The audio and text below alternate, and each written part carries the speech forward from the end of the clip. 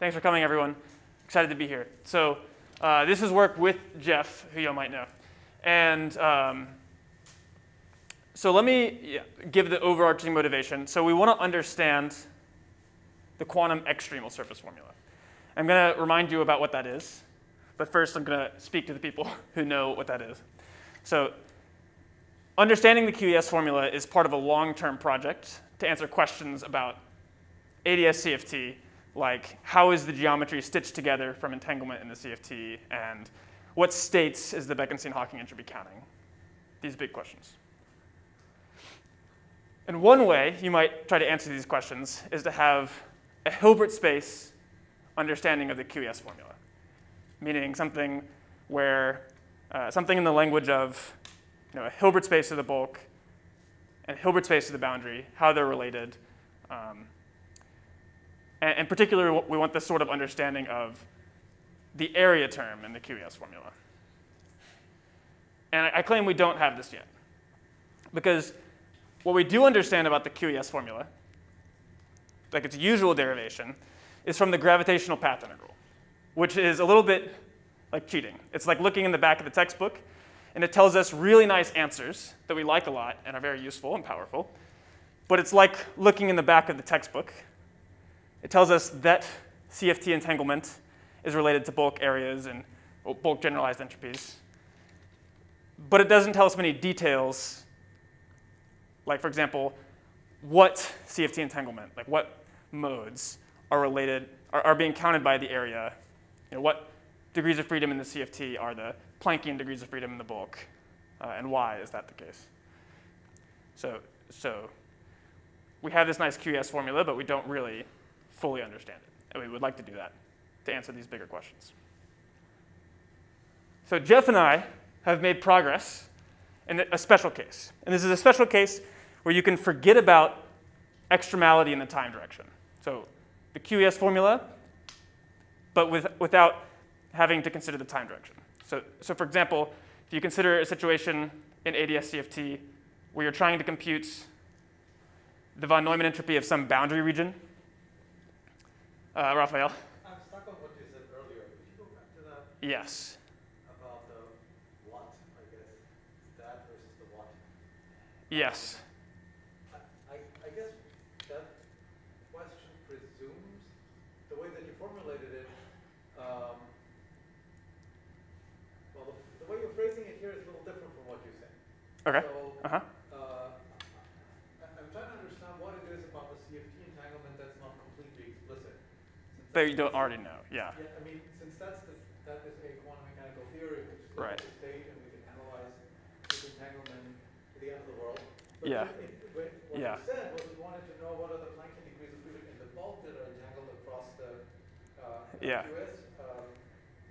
What do those correspond to in the CFT? And my question would be, why do they have to correspond to anything in the CFT? Good. Maybe that's the correct way to say it. But yeah, maybe if I were to say it yet a third way, it would be, if you were just given the CFT, how would you organize the degrees of freedom in a way that looked like the bulk?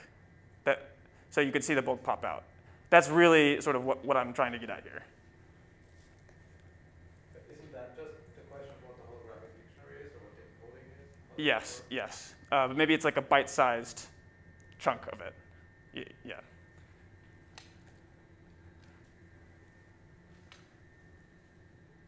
Exactly.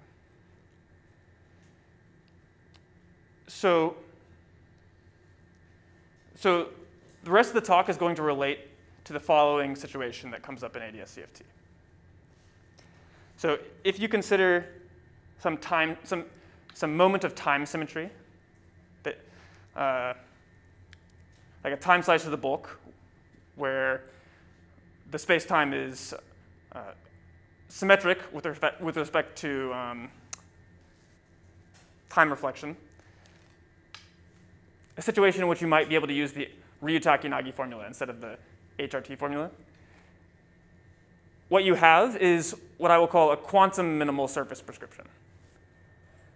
So this is like the following thing. So, here, if this is a time slice of ADS, this, say, for example, a moment of time symmetry, and you want to compute the von Neumann entropy of this boundary region B, highlighted in orange, So the circle, of course, in the boundary is like a time slice of the holographic CFT, and the interior of the disk is where the gravitational theory lives. It's a time slice of the gravity theory. If you wanted to compute the von Neumann entropy using the bulk, you could consider all the surfaces that are homologous to this boundary region. For example, this orange surface or this orange surface.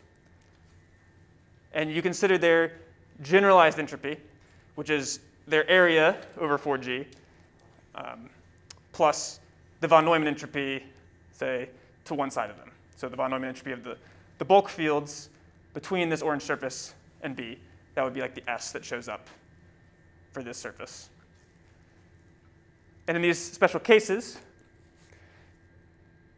you just have to find the one that minimizes the generalized entropy on this slice. You don't have to worry about whether or not, you don't have to worry about slices that don't exist in this slice because of the symmetry in the time direction. So this is the sort of situation in ADS-CFT that the rest of the talk will apply to. So specifically, Jeff and I prove a theorem that explains this quantum minimal surface prescription as a feature of quantum error correction. So let's recall the state of the art, because this is a little bit like something that you've probably heard of before. So in 2016, Daniel Harlow taught us that we can define the entanglement wedge in certain codes.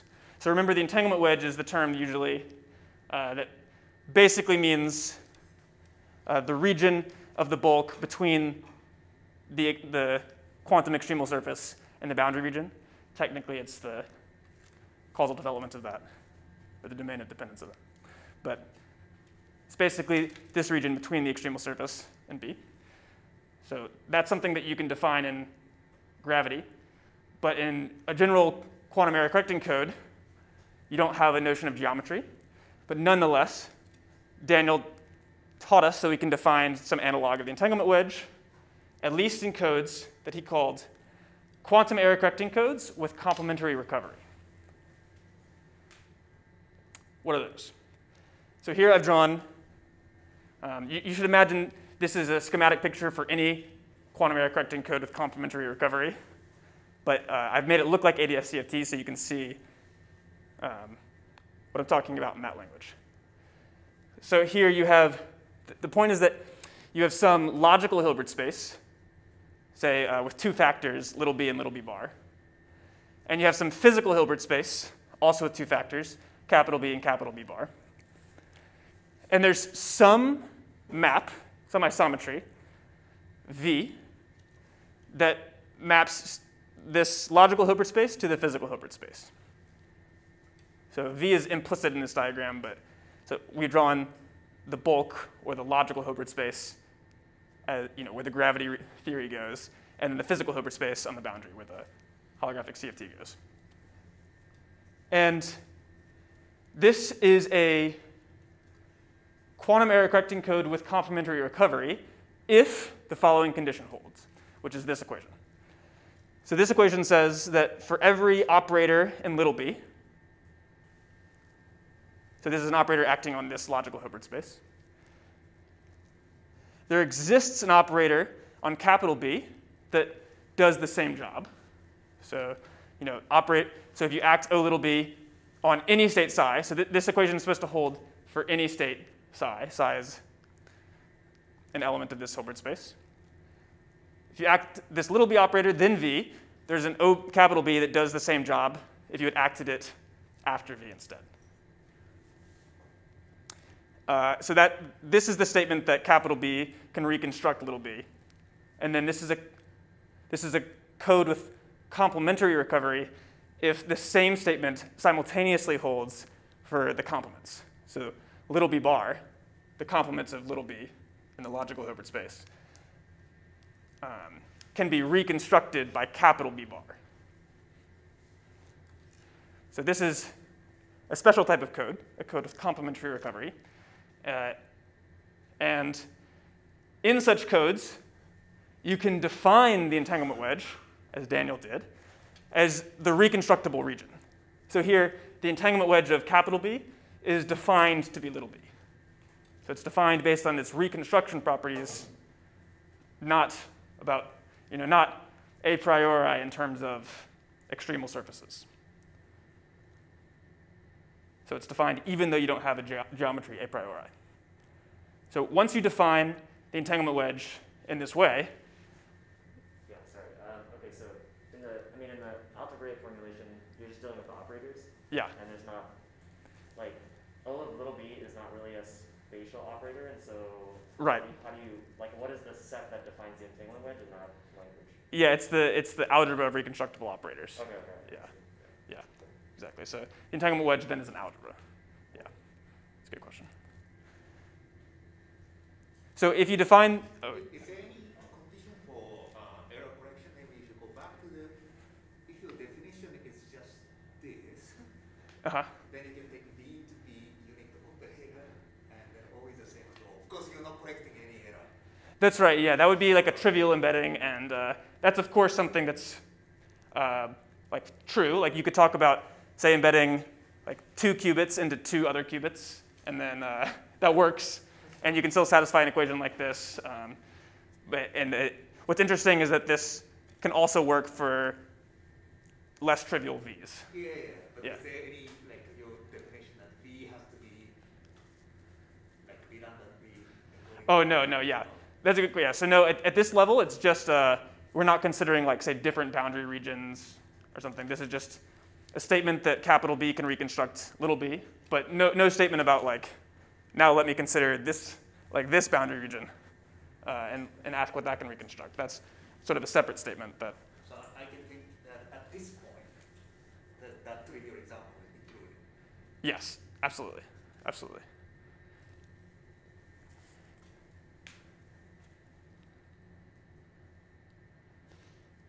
but I thought that this A that Harlow derived required some form of quantum error correction, and I thought there was some.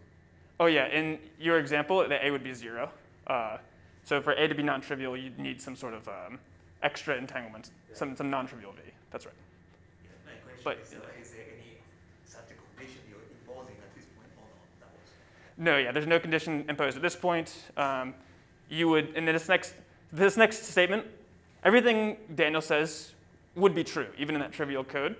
It just wouldn't be very interesting. Like A would be 0.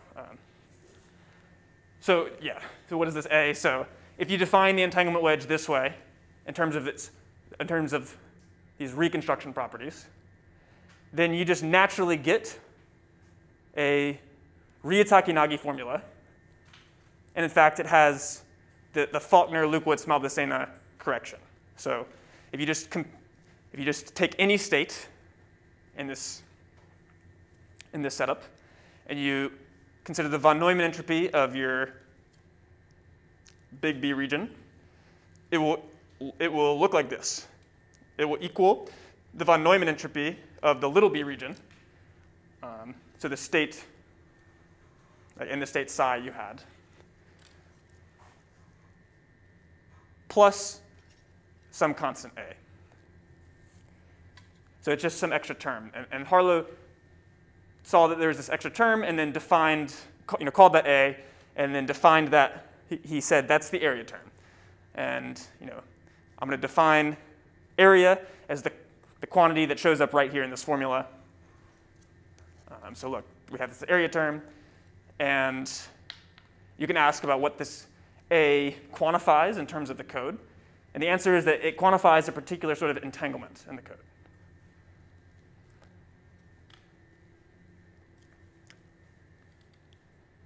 So as a side note, before we go on, I think this is a very nice example of getting geometry from entanglement. So at this point, it's really simple because there's only just one area defined.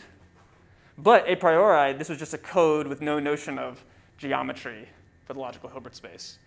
And nonetheless, there was this prescription that gave you some way of defining the area of some surface.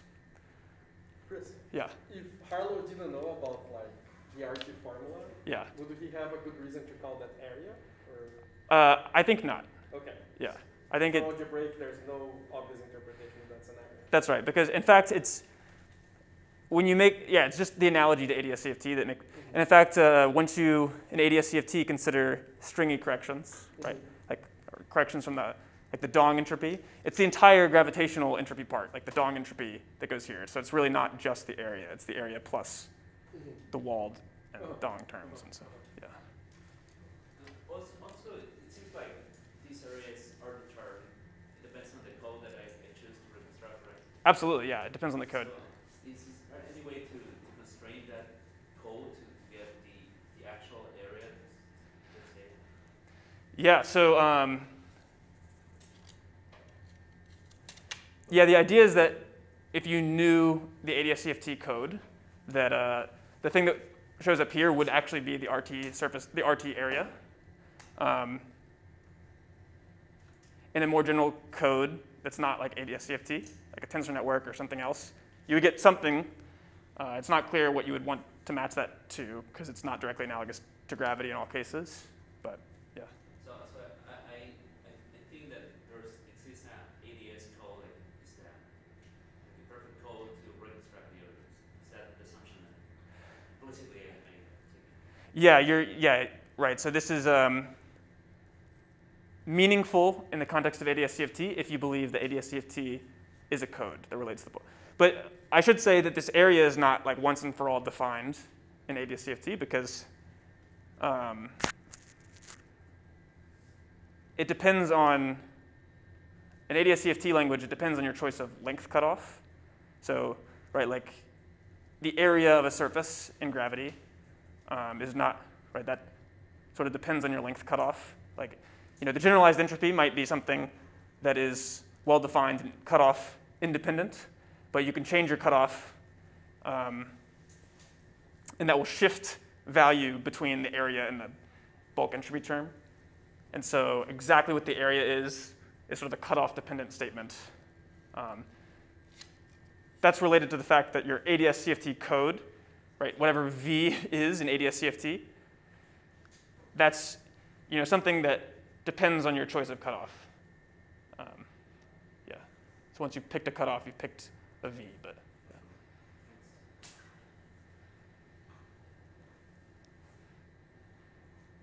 Thanks for the questions.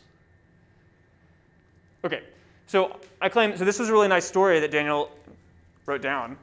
And what's left for Jeff and me to do?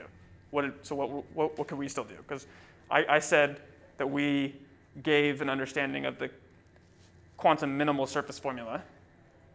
And that looks a lot like what Daniel already did.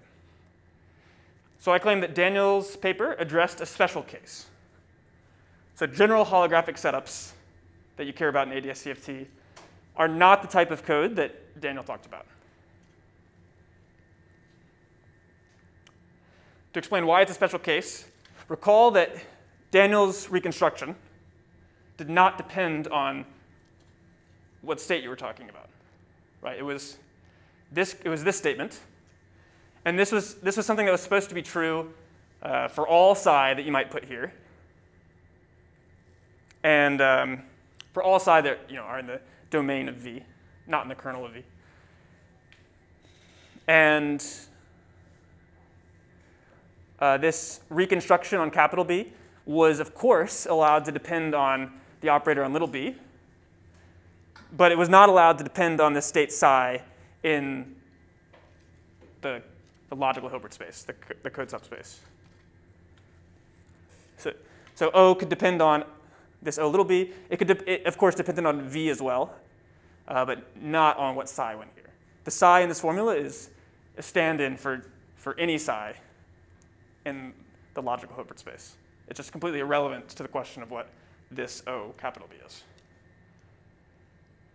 So and that's important because the reconstruction not depending on the state means that the same O little b are reconstructible on capital B regardless of the state.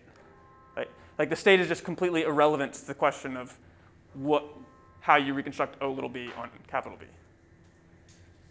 So this means that the entanglement wedge, as Harlow defined it, is independent of the state. This is one way of me trying to argue this fact. Another way is, for the experts, is to say if you know what the so-called reconstructible wedge is, or the reconstruction wedge, that's truly the region that capital B can reconstruct. And that depends only on the code subspace and not at all on a particular state that you're talking about.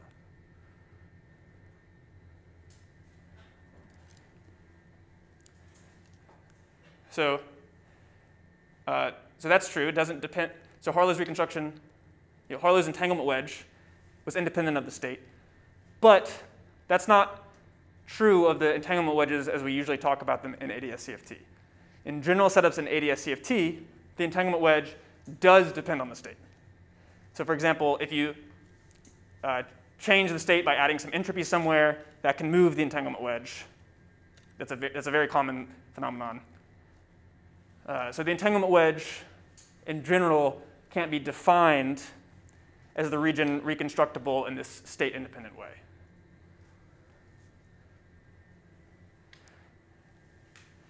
So this raises the question, if Daniel's type of reconstruction doesn't define the entanglement wedge in all cases, is there another type of reconstruction that does? So let me reiterate. So Daniel's reconstruction worked to define the entanglement wedge for code subspaces in which every state had the same entanglement wedge. But I claim that you might want to consider code subspaces where different states have different entanglement wedges. Is that a sensible thing to do? Is there a type of reconstruction you can write down that would define an entanglement wedge that depends on the state? Yes? Sorry, guys. Another way to say this is maybe that the entanglement of this state independence is very less than the area that I'm reconstructing. Yeah, it's right. So you don't actually need the entropy to compete with the area per se, but you need the entropy to compete with the difference in area between two candidate surfaces, if that makes sense. The difference between two candidate surfaces. Yeah, maybe I can draw it here.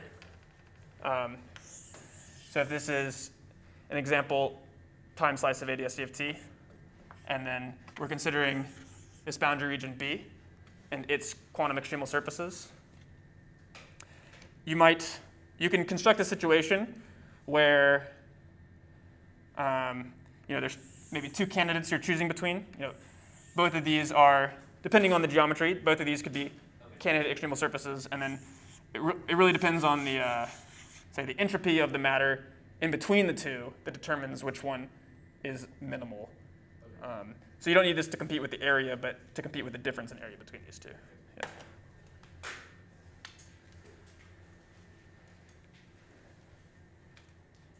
So Jeff and I answered this question. So what we do is we provide a generalization of Harlow's argument that works even for setups in which different states can have different entanglement wedges.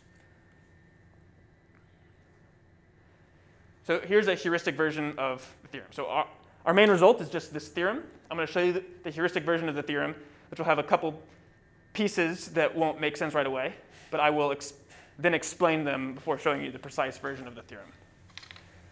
So our theorem says the following. It says, given a bulk to boundary map V and a bulk state psi, the following two statements are equivalent. The first is that capital B can do what we call state-specific reconstruction of little b. So this is a new type of reconstruction that that I will define for you. So we define it. It's related to 0 bits, if you're familiar with that. And condition 1 says not only that capital B can do this new kind of reconstruction of little b, but also capital B bar can do this same kind of reconstruction for little b bar, the complement of little b. So if this holds, that's equivalent to the second statement holding. The second statement is that capital B satisfies a sort of holographic entropy formula. So first let me say I've set 4 g Newton equal to 1, just to make things simple to write. So this is so condition 2 is a statement that if you compute the von Neumann entropy of capital B, that equals the von Neumann entropy in the bulk state of little b, plus something that we call A of B, which you should interpret as the area of B. This is one of the things that I will explain in detail later on, what this A is. And interestingly, 2 is not just the statement that this holds for one state psi, the psi that appeared here. It's also the statement that this holds for all states with the same entanglement structure as psi. And so I'll define what I mean by that precisely as well. But roughly, that means if you took psi and you acted a unitary on psi that factorized across all bulk points, so it doesn't change the entanglement between any two bulk points, you can, that new state you get will also have to satisfy this. These two conditions are equivalent. And let me say this. So the fact that they're equivalent is really nice because that means that we can say little b is defined as the entanglement wedge of capital B if condition 1 holds. So condition 1 gives us a way of defining the entanglement wedge of capital B in a reconstruction sort of way. And then by us proving that 1 is equivalent to 2, we are proving that that definition matches the usual notion that you have from ADS-CFT, where to find the entanglement wedge, you want to find the region that satisfies this. So these two are equivalent.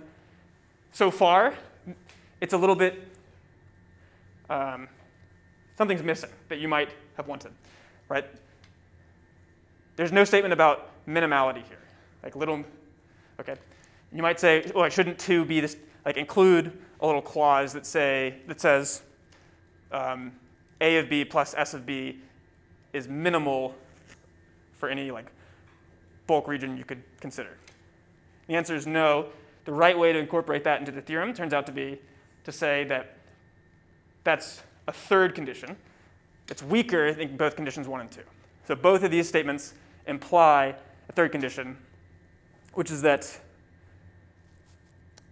little b has a minimal generalized entropy over all possible bulk regions you could consider. And it might surprise you to learn that the converse is not true. So it's not true in general that you could just find the bulk region that minimizes the generalized entropy and then say this therefore holds.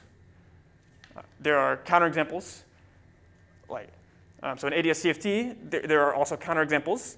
Right? You can find regions that satisfy this in certain states that nonetheless don't satisfy this, even at leading order in 1 over G. I'm happy to talk about those counterexamples. This was the subject of another paper by Jeff and me a year ago. But yeah, so this is. And all of this psi is being held fixed entirely, right? Remember? Yes. Psi is being held fixed entirely, yeah. Okay, so some notes about this theorem. I hope to give you intuition for it as I explain what it says. And then if we have time, I can give you a taste of the proof, but we may or may not have time.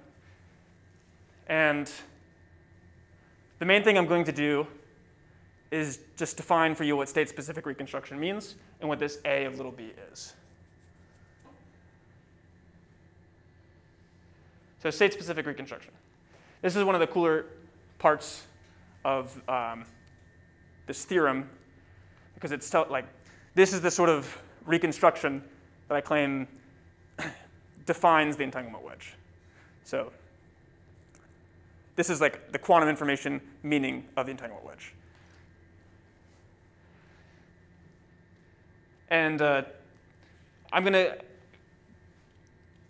tell you, or I'm gonna rather than just showing you what the definition of it is, I'm gonna try and motivate it by building it up gradually. And the way I'm gonna motivate it is I'm gonna ask,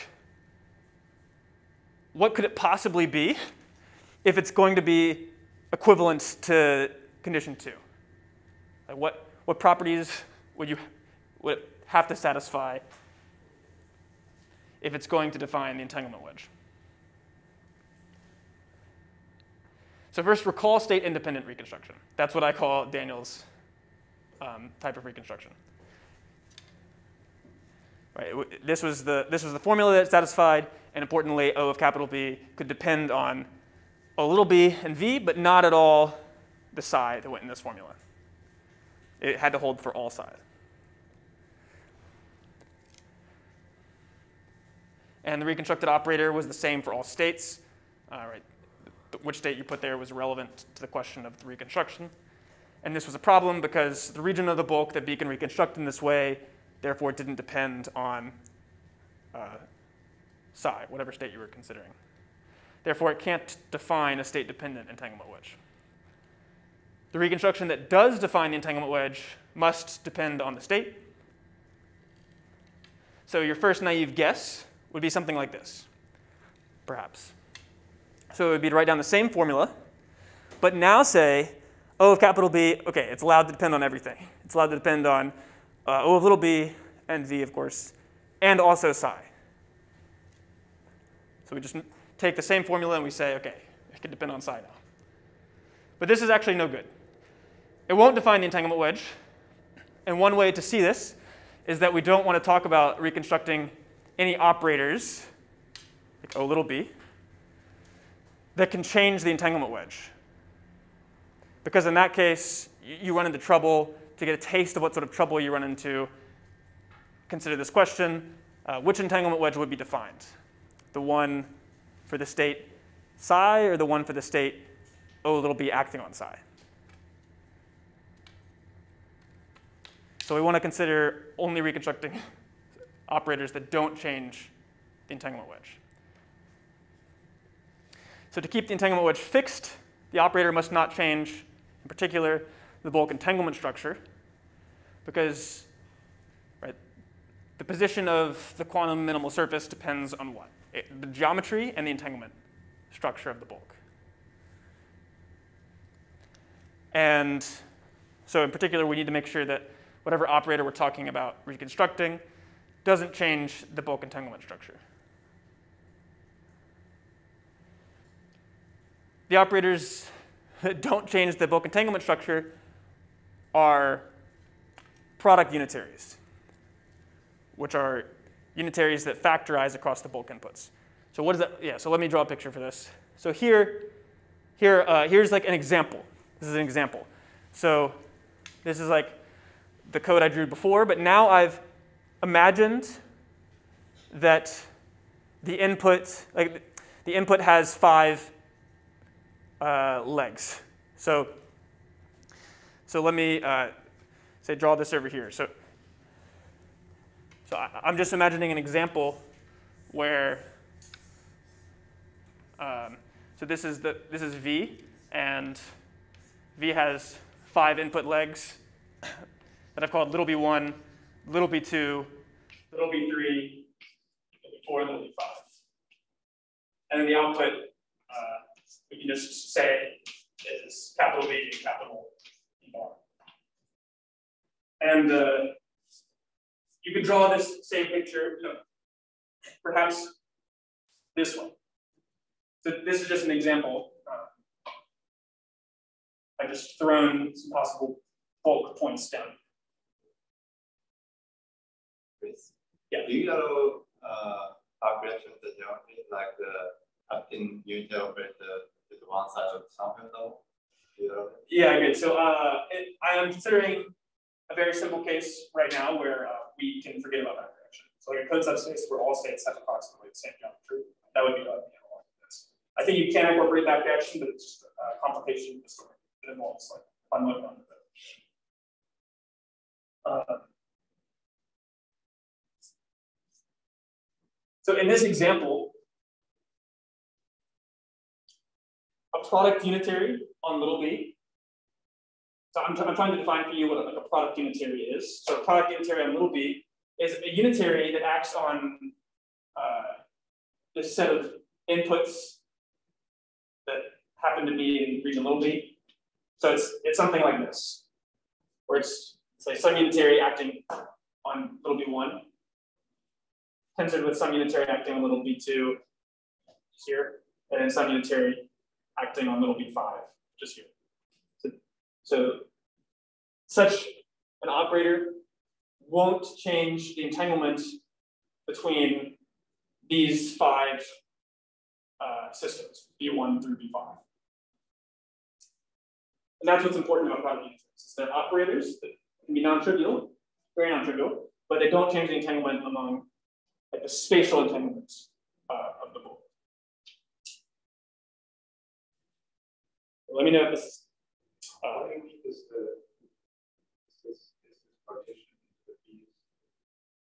Oh yeah, not unique.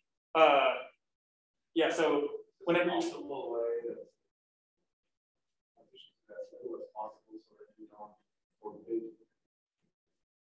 unnecessarily in operators. Good. I would always overkill this, right? I would always totally, yeah. And there's some way to organize the task. It's an interesting question. Yeah, so you're free to. I would say when you do that, when you maybe perhaps define vastly many more bulk points than are relevant. For example, you're just defining a particular code, and you're free to talk about that code if you want. Perhaps you had in mind, like you start with AES, and then you want to sort of discretize it so that it looks something like this, and what's the best way to discretize it? That's a question that we're going to explore.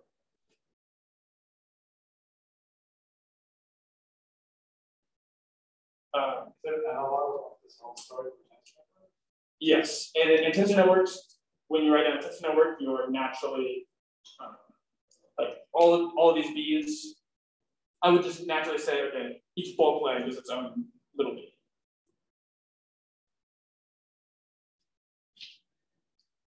Is that so? You can't have a tensor network where itself can't change the.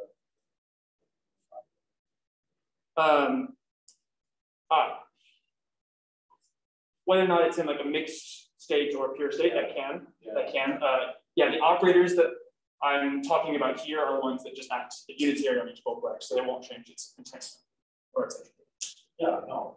What I'm asking is whether you guarantee that you can actually make larger regions involved without ever changing. When you're talking about taking larger regions, when you're trying to make it analogous to this picture. Group some of these together. Yeah, I don't want to group these together. In a tensor network, I would say, yeah, you should make this as fine as you want. This was a very coarse tensor network example where there's only like 5 tensors in the whole book. Yeah, if you had a tensor network with 1 million tensors, the way you probably want to talk about that is having a like B1 to B1 million. You don't need to lump them together. So are you saying that in a tensor network, it's never possible to implement an operator that can be represented as you can only implement operators? No, you can implement more complicated ones as well, and I'll explain that imminently. But if you partition like this, then you miss out on that. No, okay, so these are the ones that you're allowed to act on psi that keep the entanglement structure, but they're not the operators that you reconstruct, right? Yeah, so being able to reconstruct these will be equivalent to the statement that those little, like capital B being able to reconstruct operators like this is equivalent to these guys being in the entanglement wedge of capital B. But if you, that was this question. Thank you. Yeah, bring it up again if it changes, because I will describe the situation. So yeah, I think that this is going to contact what you're saying. So with this definition of product unitary, I can define the relevant reconstruction, which is called state-specific product unitary reconstruction, or just state-specific reconstruction for short. And it looks like this. So it's a lot like the formula that Daniel had, but now only product unitaries are allowed to appear here. And this U of capital B is a unitary that is allowed to depend on both the product unitary and the state psi. And I've snuck something in here that didn't fully move it, which is this reconstruction is also unitary.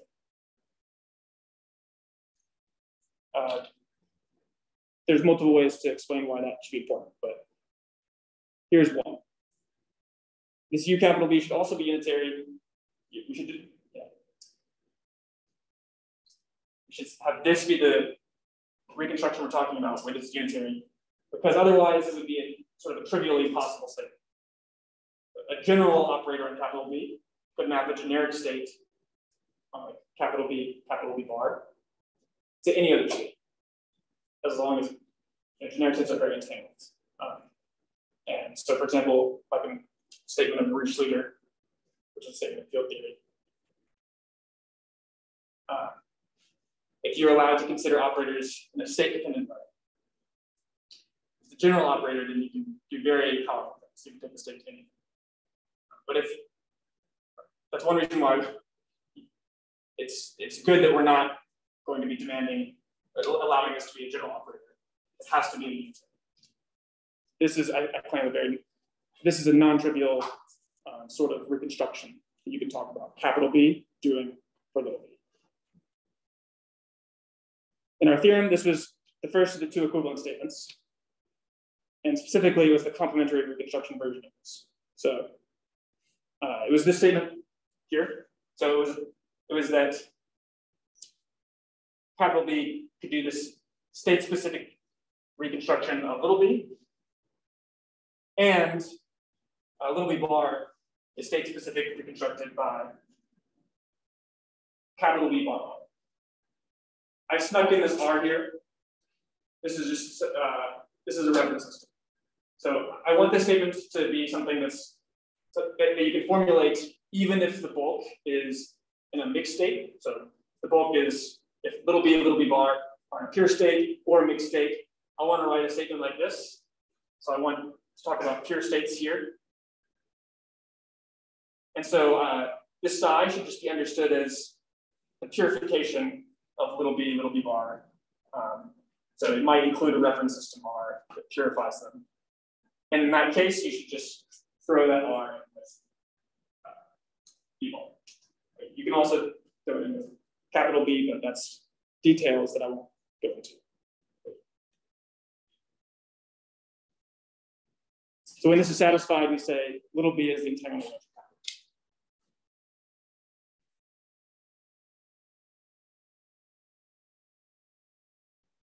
Okay, so let me give some physical motivation for this reconstruction of product unitaries. It seems kind of wonky, a little bit different than the reconstruction that you're used to. And so what does reconstructing product unitaries mean? What does it allow you to do? Well, it means that by acting unitarily on capital B, you can map the states in the entanglement wedge of capital B to any other state with the same entanglement structure. That's sort of a physical meaning of this. So if you like, you might think about this that way. But you could complain in holography, we want to do more in the entanglement wedge than just reconstruct product unitaries. So am I saying we can't do that? No, I'm not saying that. The point is that this reconstruction of product unitaries, the state-specific reconstruction, it's the precise thing you're guaranteed if you just know that little b is the entanglement wedge for one state. If you know more, for example, if you know that little b is in the entanglement wedge, like some region is in the entanglement wedge for all states in some subspace, then this condition will imply the stronger sorts of reconstruction that are possible that you're used to. So this is sort of a more meaningful statement, a more powerful statement than it's a generalization of the other types of reconstruction. Okay, so that's state-specific reconstruction. And I'm going to shift now to talking about the second statement. So this is the second statement of the theorem. which is equivalent to the complementary state-specific reconstruction we just talked about. And it said the following thing. It said that if you have some physical states and you compute the von Neumann entropy of capital B, that it's given by this generalized entropy of little b for all states with the same entanglement structure as psi. So first of all, what precisely does it mean when we say with the same entanglement structure? It means that we require it to hold for all states related to psi by bulk product entities. So this other paragraph, I think that also answers my question. This one right here? Yeah. Yeah, I think so. That once you check other states and throw some space out of them, they all reconstruct the same region, then you can consider also unitaries which are not product. Yeah, even operators. Operators are absolutely. Right. Absolutely. Yeah. Yeah, this is actually. Yeah, good. So I guess there's many ways to answer that question. So this is actually a lot like the familiar statement where we say the reconstructible wedge is the intersection of all entanglement wedges over all states pure and mixed. This is that statement, but in a different form. So it's like if you know the region of the tensor network that your boundary region B can reconstruct in this state-specific way for say for like all states, then you know the region of the bulk that capital B can reconstruct in Daniel's state independently. It's the intersection of all of the technologies. I guess you're like, is it that you get to basically make linear combinations of the states psi for which B is in the entanglement wedge? It won't be all linear combination. Yeah. Yeah. If it's in the entanglement wedge for all states in some subspace, pure and mixed, then it's in the reconstructible wedge.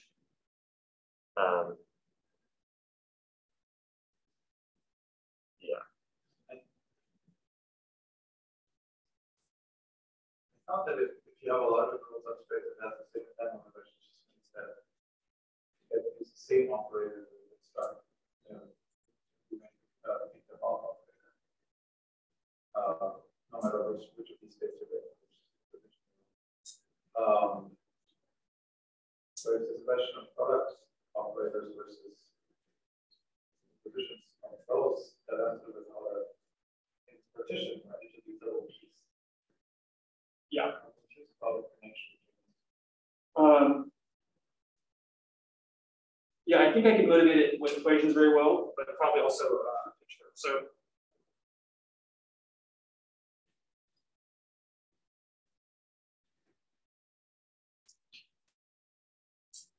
yeah, I want to think of a concise answer to your statement. But when you think about it, just in terms of actually ordinary ABC, good. I mean, your picture wouldn't prevent you from breaking that up into lots of little theories. Good, yeah. And yet, I think I can implement an operator's position of operators involved. So long as they all work that on the wedge, I don't have to implement only product operators. Point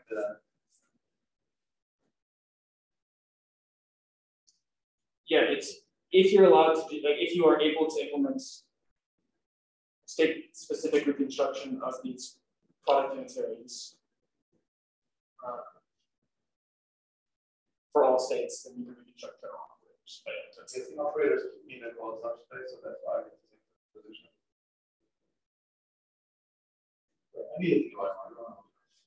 Yeah, I want to. Yeah, maybe we can come back to your question or at least afterwards, because that's the thing I do want to communicate. So,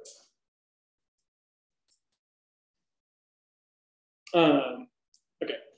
So I defined what it means to be able to do this for all states of the same entanglement structure. Why is it important to require that all states of the same entanglement structure aside clause? Why can't we just say this holds for psi? The reason is that saying like the condition where this just holds for psi, that's a weaker statement. And it's too weak. It's too weak to imply really any reconstruction statement. We have counterexamples to those things that you might think make sense. And also, it's just true for entanglement wedges and gravity that if this holds for psi, it holds for all state. Like the entanglement wedge depends really on the entanglement structure of psi and the geometry, and not other details. Okay. So now let me go to one exciting part. What is this area term A?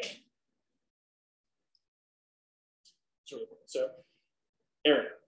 This A of B is a function that Jeff and I defined for general bulk regions of general quantum codes. And this is, I think, really cool because it's a way of getting geometry from entanglements. So you start with some general code, basically any code, and this is a prescription for writing down some facts about some geometry. So the areas of surfaces there. That's not all the geometry data at once, but it's a lot of it. What's important about this area function we define is that it generalizes Harlow's definition, so it matches his when it should. And also it was necessary for Jeff and me to come up with a new function, some function that was defined not just for one surface, like Daniel had it, but for all possible bulk regions, or at least for many possible bulk regions, but we defined it for all. And this was necessary because in our formalism, in your code subspace, you can have many possible entanglement wedges. Right? Because the entanglement wedge is now allowed to depend on the state in the code subspace. And so we needed an area defined for all entanglement wedges. So that's what this A of B is doing. We can no longer, like Daniel, just have area defined for one entanglement wedge. So how is it defined? Well, in this way. So every code V, so V was the map from the bulk to the boundary. So that's what I call the code. Every code V comes with a special state. The special state is called the Choi-Gromulkowski state. I'm going to zoom out a bit so you can see the whole thing. And it looks like this. So this is your bulk to boundary map V. On the bottom are the inputs. So I haven't labeled them, but this is like V1, V2, V3, etc. Little b's. Like little b might be some union of some of these inputs, and then little b bar is the union of the other inputs. And then the outputs of V are the two factors of the physical open space, capital V and capital B bar. And this special state, the CJ state, is formed by considering a bunch of EPR pairs. And one EPR pair for each bulk input. And you take half of them, so one qubit for each, or Q dips if these input legs are more than two-dimensional. And you put that into V. And so that comes out in the physical Hilbert space inside. And you keep their purifying partners, the other qubits of the EPR pair, you keep them around. And then now they're just part of the state you have at the end. So the state you have at the end, that's the Choi-Gromulkowski state. And it's visually the state on all of these legs up here. So you put in the EPR, all these EPR pairs into this map V, and you got out the Choi-Gromulkowski state. That's how it's defined.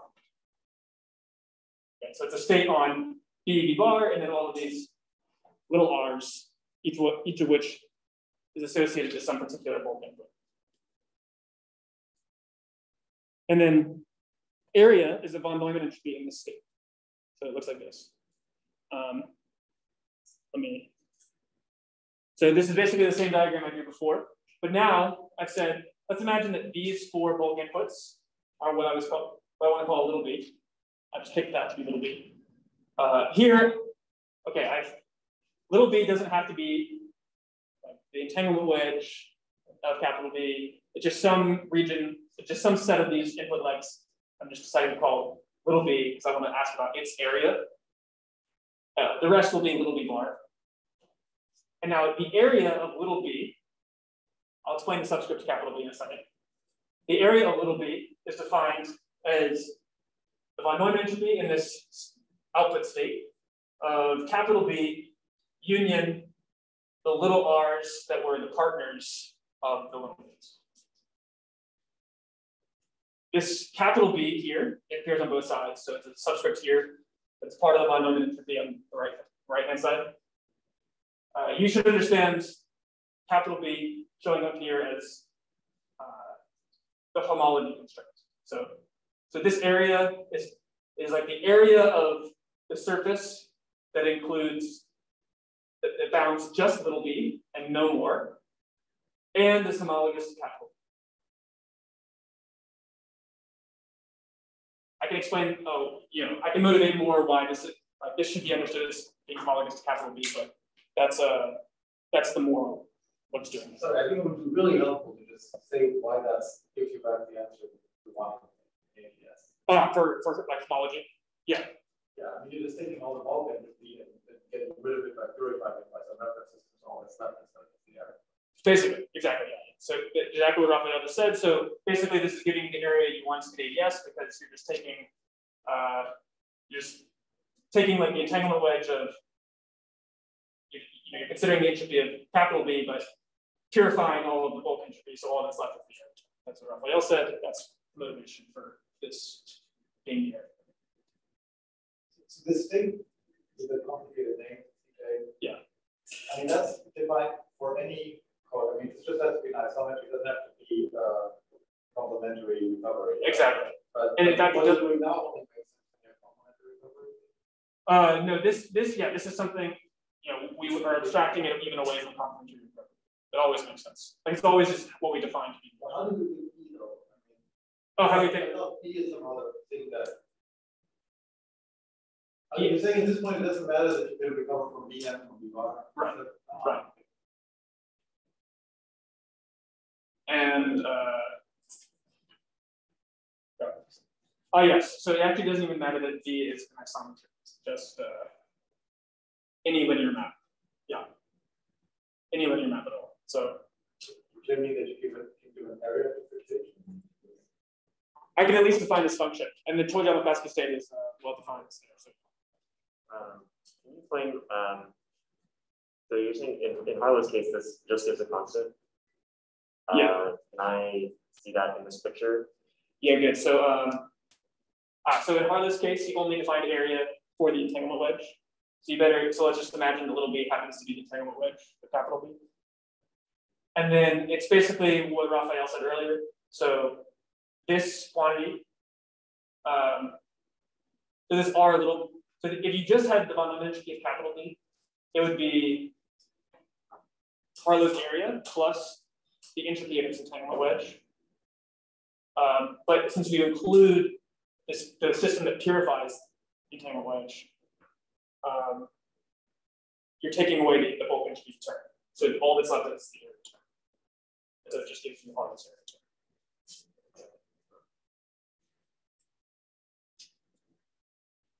And the reason that you're not just forgetting about the reference system, putting P directly into a heuristic, so that the answer for S of 50 would not be heuristic. Exactly. Yeah, this is a state independent way.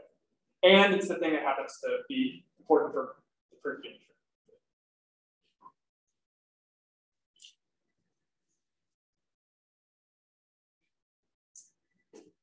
Yeah, so actually let me motivate it a little more. So why this area?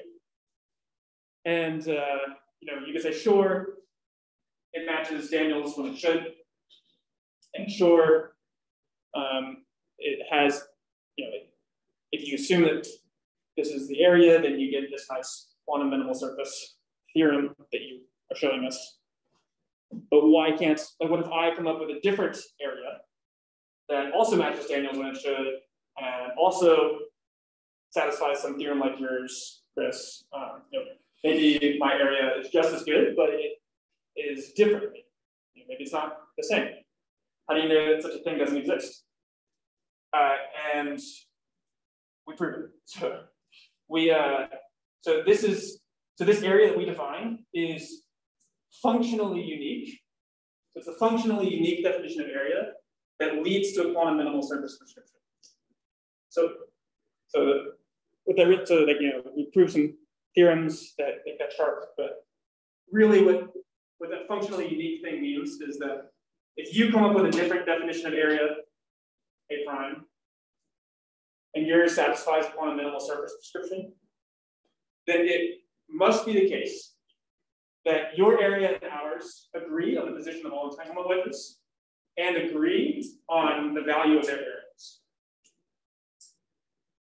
So your definition of area will be no better than ours. And in fact, ours is better in a particular way that would take a bit to explain, but ours is basically the unique one that lower bounds all other A primes for all surfaces. Okay, that's a cool fact, but I won't have time to explain that right now. Okay, so that's our area, and why you should care about it. So I can state the precise version of the second statement, which is this one, which is that for all product unitaries, this is true. The von Neumann entropy of capital B in the state you get by taking psi, acting the product unitary, and then mapping it to the physical Hilbert space. That von Neumann entropy is given by this, which is the von Neumann entropy of little b in the state U product on psi, plus this area we defined. That's the second condition in our theorem. So with that, I can show you the full theorem, which is this. So these two statements are equivalent. You saw this already. This is a statement that capital B can do state-specific reconstruction of little b, and the capital B bar can do state-specific reconstruction of little b bar. That's equivalent to this holographic entropy formula. And moreover, I didn't really explain this anymore, but both of those imply an amount. But for all little b primes, that's just different, another region of the ball. Some subset of little b union little b bar. For all little b primes, the generalized entropy of little b is less than or equal to the generalized entropy of little b prime. So that is the theorem we prove. I will stop there. Thank you very much.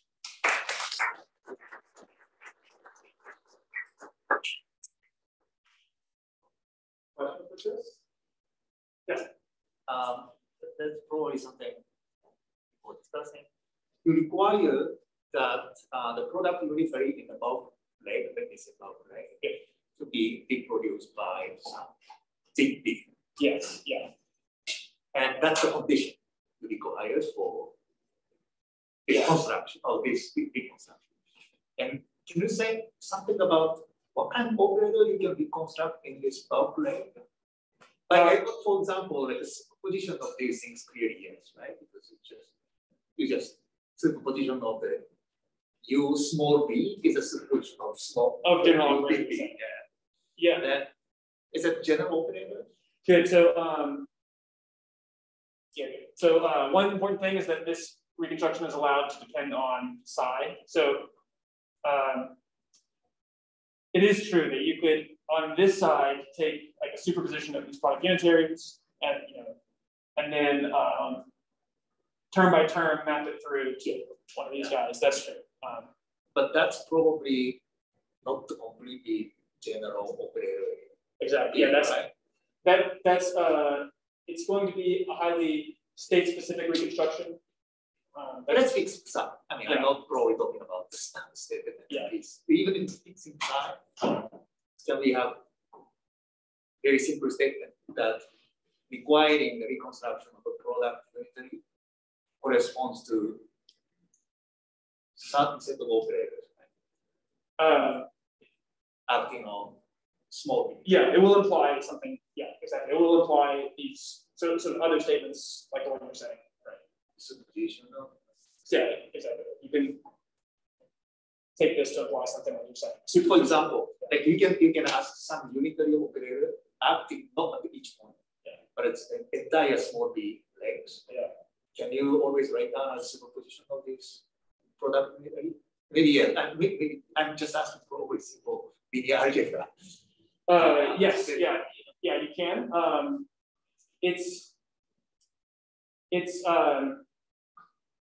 So the short answer is yes. The long answer is it's not quite as meaningful as you might want it to be because the operator you get that does the same job, the operator on capital B, is just some wild thing that you might have already guessed could do basically anything you wanted from something like the reshape, where like if you're allowed to just consider if V psi is highly entangled between capital B and capital B bar, then it's true that a generic, you're allowed to pick any operator on capital B. You can basically do anything to, you can take V psi to basically anything on. No, I'm saying still by unitary operator. You still, yeah, otherwise it's just. It won't, yeah, good. So if you consider general superposition of unitaries here and then map it through V, it won't be unitary on capital B. It'll be a general non-unitary operator. And then, yes, those can be very powerful things.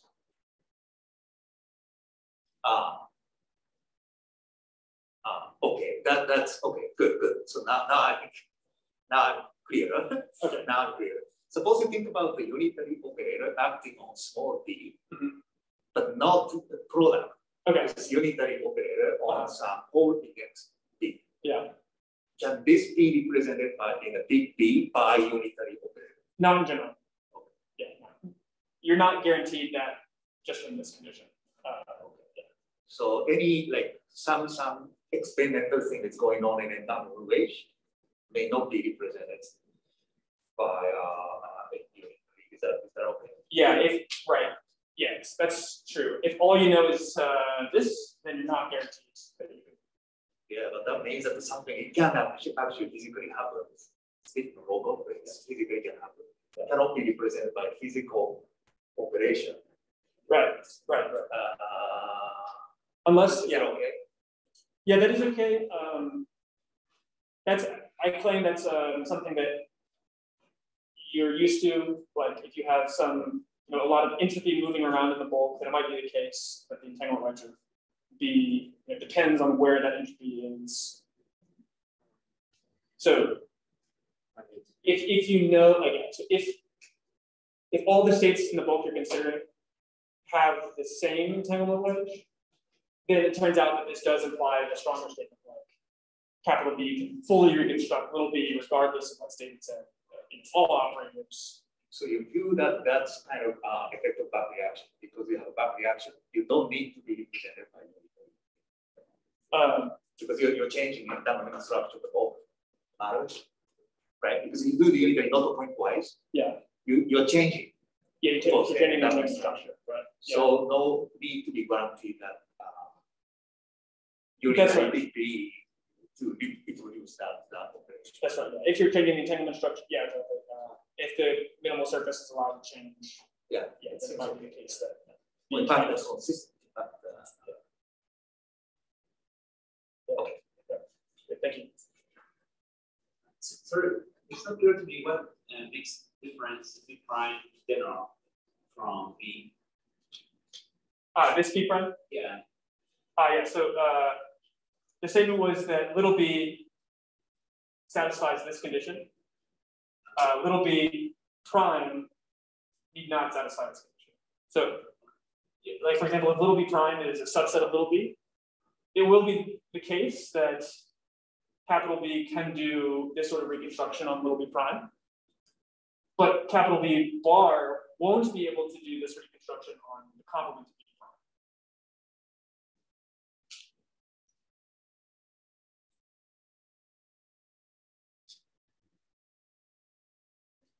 Any more questions with this?